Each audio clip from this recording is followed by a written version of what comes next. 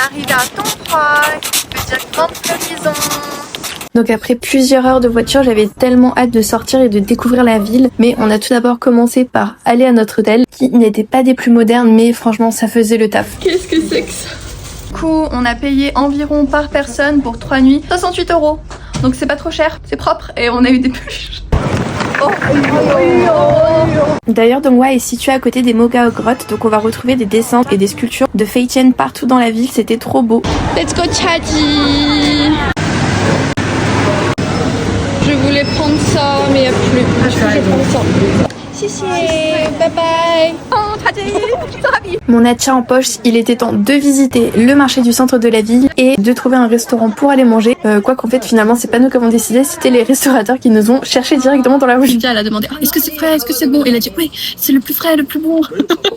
Même si on a été un peu embusqués, en réalité, ça se voyait que le restaurant, il avait l'air très bon. Donc on était tous plutôt contents de notre décision. Finalement, je suis pas déçue qu'il n'y avait pas la pêche. Mais la prochaine fois, je prendrai la pêche quand même.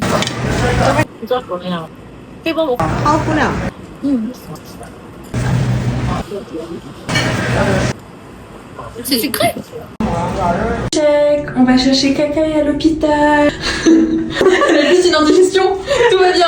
C'est un peu libérateur d'être en pyjama en fait. C'était en réalité des rires de soulagement parce qu'on était assez stressés pour Cacaille, mais en réalité elle avait juste une indigestion liée au restaurant de fondue qu'on avait mangé la veille. Oui, ça se voit déjà, elle se sent mis en marchant.